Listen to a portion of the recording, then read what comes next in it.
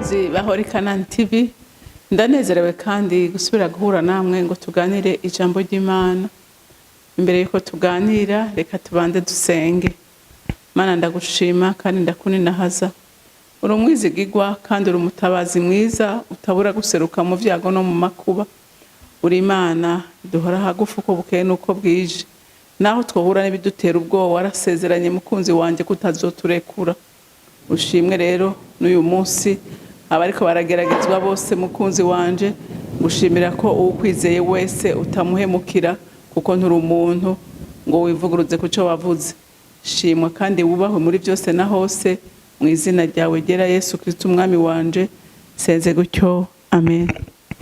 Ijambo rero Imana impaye kuganira namwe uyu munsi riravuga ngo ntutinye kuja muri uwo muriro umwami umusangaye. Haleluya. Ntutinye ayo mageragezwa arimwe ngo uhemuke. Umwami Imana yaravuze ko atazokwigera arekura biwe. Haleluya. Ntutinye. Reka dusome muri Daniyeli igice ca 3, turasoma kuva ku murongo wa 24 dushikane ku murongo wa 26. Haravuga ngo maze umwami Nebukadineza asimbwa n'umutima, ahaguruka n'ingoga, abaza abajenama biwe ati, mbega harya ntitwatereyo mu muriro abantu 3 baboshwe? Bishura umwami bati, koko nibo umwami. Arababarira ati, erega ndabona abantu 4 babohoye bagendagenda mu muriro hagati, kandi ntacyo babaye, kandi ishusho y'uwa 4 isa n'iy'umwana w'Imana.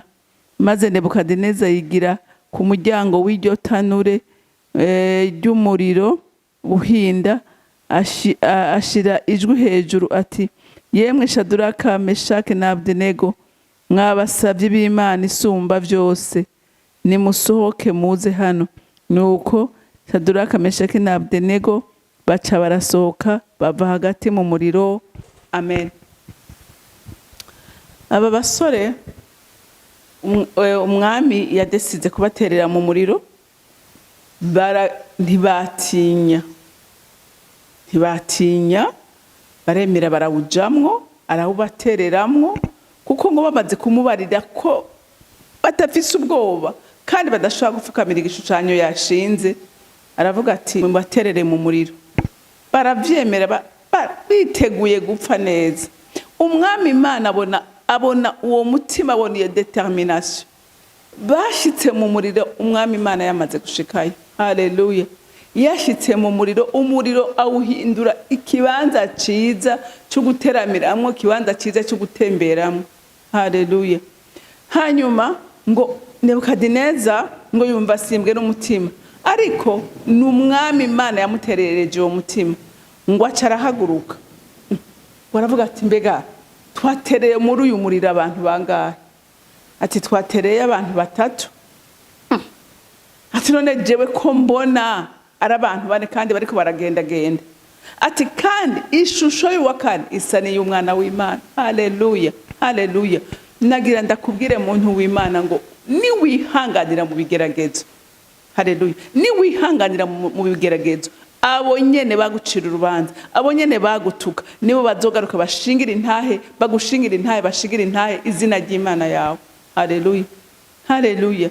Aba bahungu baremera ati, twebwe ko duhemuka turemeye dupfe. Umwami Imana nawe aravuga ati, sinshobora guhemuka, kandi Imana yacu nta narimwe ihemuka. Abantu b'Imana nta narimwe ihemuka, atari twebwe tuyihemukiye yoyo ntishobora kuduhemukira.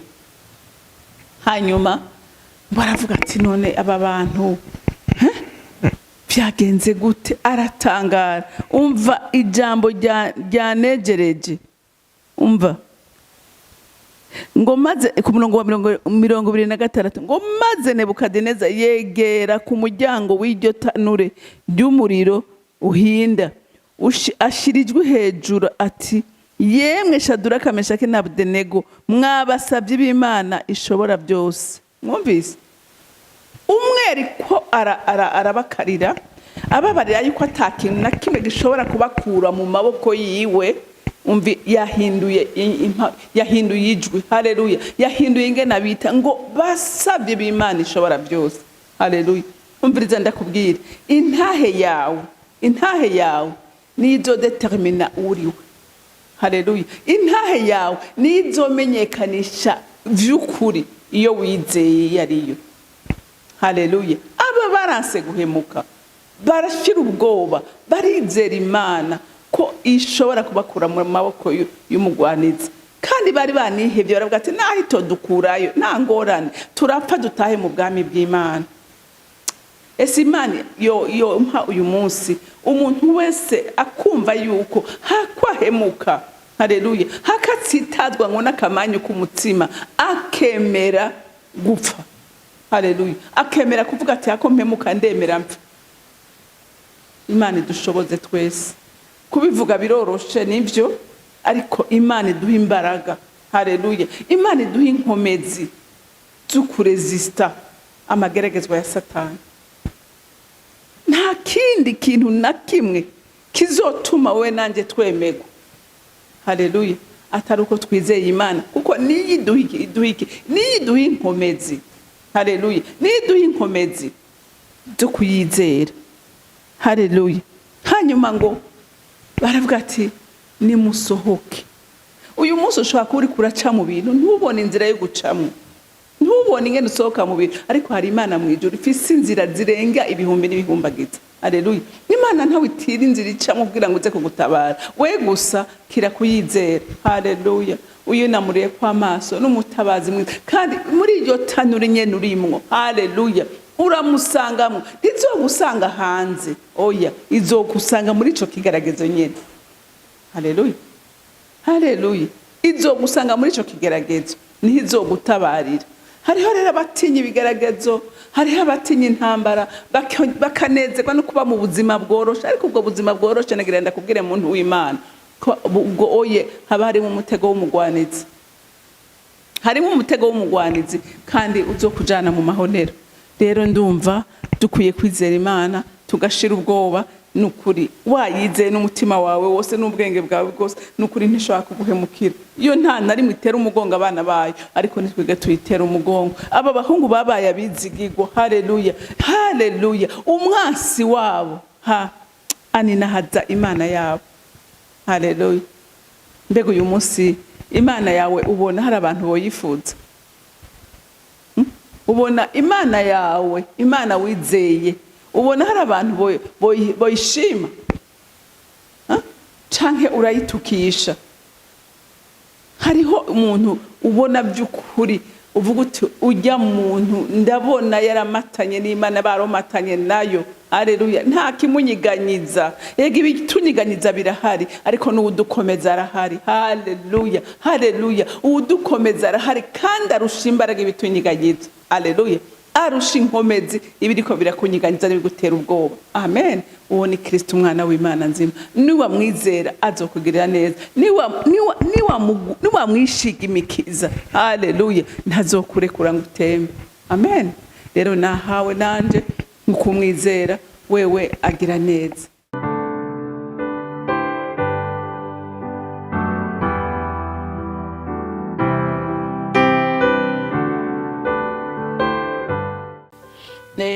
Twarabonye ko ibintu biranga abantu by'ukuri bamenye Imana, n'abantu bemera gusaba imbabazi, bemera guharira abandi. Haleluya. Nukuri umuntu afise ubwenge bw'Imana, nukuri agira imbabazi, agira urukundo, agira kwihangana. Nukuri reka dusome ijambo ry'Imana mwumve ko umuntu yadaharira ibyaha byiwe n'Imana ntishobora kumuharira. Mana nukuri udufashe. Akajambo kitwa ngo pardon nakajambo gakomeye kandi karema imitima y'abantu. Iyo umutima w'umuntu wacitse intege, wihebye, wadendebukiwe, yakomeretse, ariko akumva akajambo kavuga ngo mbabarira, ako kajambo karuhura umutima. Haleluya. Kandi n'undi avuga ati mbabarira by'ukuri, n'ukuri n'akantu karyoshe. Reka dusome muri Matayo igice cya 6 dusome umurongo wa 14 n'uwa 15. Ngo kuko nimwaharira abantu ibyaha byabo, na so wo mwijuru azobaharira namwe. Ariko nimutaharira abantu ibyaha byabo, na so wo mw'ijuru ntazoharira ibyaha byanyu. Imana idufashe. Murumvise ijambo ry'Imana riratubwiye ryeruye ko ngo nitutaharira, haleluya, nitutaharira abadusaba imbabazi, nitutabaharira ngo n'Imana izoduharira ibyaha byacu. Wirimbure urabe kangahe ukora nabi, wirimbure kangahe uje imbere y'Imana uyibarira ngo mbabarira hana nacumuye, nakoze ibyankwa nawe. Urumva ko ijambo ritubwiye ngo na so mw'ijuru ngo ntazobaharira. Igihe cyose uzi ko wewe hari uwo mufitaniye umwenda, utagiye yaje kugusaba imbabazi ntuzimuhe, cyangwa utateye n'intambwe ngo umusabe imbabazi wamubabaje, menya ngo niwaje imbere y'Imana ntizokumvira. Hari aho twibaza ngo Imana yumvise ariko itumvise. Ninge ndababwira nukuri Imana ni Imana ikorera mu ma principe, ikorera mu rutonde rwayo. Imana nta kinyigira, haleluya, Imana nta kinyigira. Basha nukuri twige gushira ijambo ry'Imana mu bikorwa, twige kurishira mu buzima bwacu bwa minsi yose. Ijambo riratubwiye ngo nimutaharira ibyaha abantu ibyaha byabo, oni tutabaharira ngo na so wo mw'ijuru ntazobaharira. Umva ibi ntibyavuzwe n'intumwa, oya, ibi byavuzwe na Kristo bwiwe. Haleluya, haleluya. Ikindi gihe abigishwa biwe bariko baramusaba ngo abigishe gusenga, icagisabisho ca data wa twese, haleluya, arababwira ati nimutaharira, ati co mukimenye, ukabona udashoboye guharura mwene si ibyaha byiwe, ati umenye neza nawe kudashobora guharira.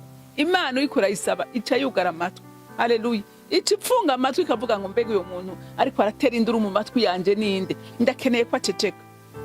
Urumva ko vrema wemeye ngo Imana ikumve nk'umuntu ariko aravuza induru mu matwi yayo, kandi woshaka kugenda ukabwira umuntu uti ati ndaguhariye, canke uwo wababaje ukagenda ukamubwira uti mbabarira, ngirira ikigongo, nakubabaje. Haleluya. N'akajambo gato nabivuze ngitangura, ariko n'akajambo gafise imbaraga, n'akajambo gafise ubushobozi bwo gufata umutima wari ucuramye ikawucurura, ivyumviro vyari vyagiye kure bikagaruka, umutima wari ukomeretse ugasubira kuwunga kubwako kajambo gusa ka pardon. Haleluya.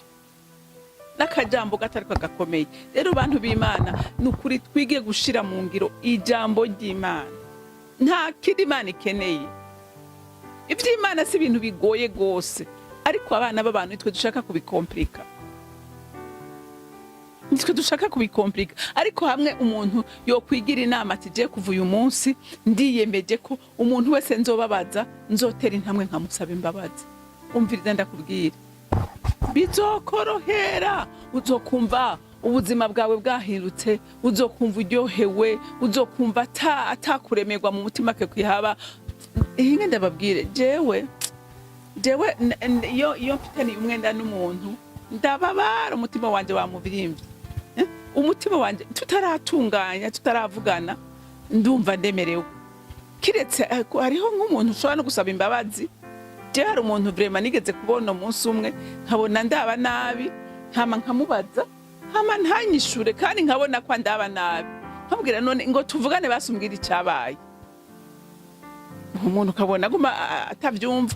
Hariho abantu mu mitima yabo bakomanaye, ariko nagira ndakubwire muntu w'Imana, igihe cyose udashobora kumva ko utaremerewe no kumva utavugana neza na mwene so, aba ari ikibazo gikomeye. Kuko Yesu adutegeka gukundana, ngo nihaba hariho umwenda ufitiye mwene so, ngo uje gutanga ishikanwa ryawe, ntiwirigwe ngo urizana, subira inyuma ngo ugende ubanze utunganye nawe, hamubone kunzanira ishikano, niho ndaryakira. Ariko urumva kangahe dushobora gutanga amashikanwa Imana itabona, Imana idashima. Imana ndashaka kudashima ishikanwa ryawe, kandi uritanga uko iminsi yaremwe, kubera kuko hari ugwirira uri mu mutima wawe. Kandi Imana ntishaka cyane ayo mashikanwa yawe, ariko ashaka umutima utanze iryo shikanwa, niwe ikeneye gusumba ishikanwa. Haleluya, haleluya. Imana ntikeneye abayempressiona, ariko Imana ikeneye abayigororokeye. Imana ikeneye abagendera mu rutonde rwayo. Haleluya, haleluya. Nikeneye abavuga amaverse menshi, ariko ikeneye abashira amaverse mu ngiro. ikeneye hariho abayamamurije Bibiliya bayifise mu mutwe yose, ariko waraba ivyamwa vyabo ugasanga ni zero y'umuzinga. Imana ikeneye ko ijambo ryose uvuga risa nuko usa n'iryo jambo. Haleluya. Imana ishaka ko dusa n'ijambo. Twitoze rero basha, twitoze kugira ngo dushobore kugaragaza iki ubuzima bw'Imana, dushobore kuba b'Imana ishaka. Haleluya, haleluya. Tureke kwiyorohereza, tureke kwiyorohereza. Kandi si n'ukwiyorohereza ndiko ndanavyitiranye, si kwiyorohereza kuko umuntu ashaka kwiyorohereza atuma arinda umutima wiwe, kuko ijambo ry'Imana riravuga ngo turinde imitima yacu kuko ngo ubugingo ngo ariho bududubiriza. Rero igihe cyose tutariko turarinda ubugingo bwacu, turiko turanduza imitima, turiko turanduza n'ubugingo bwacu, kuko ubwiha umutima uremerewe n'ubugingo ntibushobora kumererwa neza. Haleluya, haleluya. Twirinde rero ikintu cyose gituma tutaba nko ubuzima bw'Imana. Haleluya. Ngo ariko nimutaharira abantu ibyaha byabo, ngo naso ntazobaharira ibyaha byanyu. Subira umedite kuri iri jambo, subira umedite kuri iri jambo, ubanze usubire wiyumvire, mbega abantu umufitaniye umwenda bangana gute? Abantu wumva udashobora no kuraba mu maso bangana gute? Abantu wumva udashobora guharira ikosa bagukoreye wumva bangana gute? Banza ugerageze ubarimbure ko wiyumvire. Nanje ndiko ndiyumvira. None wibaza ko ugiye imbere y'Imana ngo uyisabe, wibaza ko we nanje twishura dufise abantu twikoreye, dufise abantu twumva tudashobora guharira? Mwumva Imana by'ukuri ishobora kumva amasengesho dusenga? Shira ku munzani, hamurabe. Hama ni wumva utsinzwe utera intambwe. Hariho abantu benshi bavuga ngo je ngiye gusaba ikigongwe naka yo bangaye. Oya ntakugaye, kandi naho yo kugaya biramuraba. Erega yewe uba witatuye n'Imana. Haleluya. Uba witatuye n'Imana yawe, umwenda usigara kuri we. Igihe wowe uteye intambwe ukabwira umuntu ngo dutunganye, donc ugasaba imbabazi ukamubwira uti ngo dutunganye, tuvugane ibyabaye, akanga. Amabuye amakara asigara ku mutwe wiwe, urubanza niwe rusigarana nawe imbere y'Imana. Wowe watunganije kudashaka kumufata ku nguvu igihe yanse n'amahoro, urubanza rusigara kuri we. Ariko ndakwinginze ucumvira ijambo, witandukanye, usubire wirimbure, wiyumvire abantu wikoreye uko bangana, kuko bo bose bari mu mutima wawe, kandi umutima wawe ni ingoro ya mpwemu yera.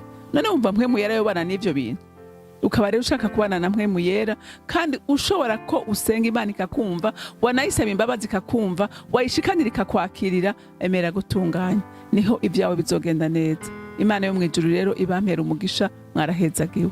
Mana data rugera byose uri mwijuru, shimwa mukunzi mwiza ko wewe iminsi yose wamurekura dukebura. Erega iri jambo ndabizi si jewe ndiko ndarivuga, ni ryawe, niwe warigenye uyu munsi kuko uzi ko hari abarikeneye.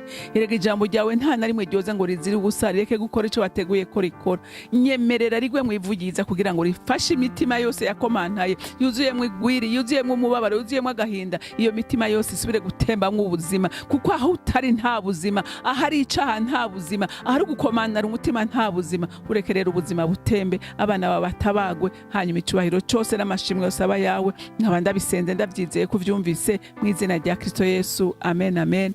Mwarahezagiwe, mugira umunsi mwiza.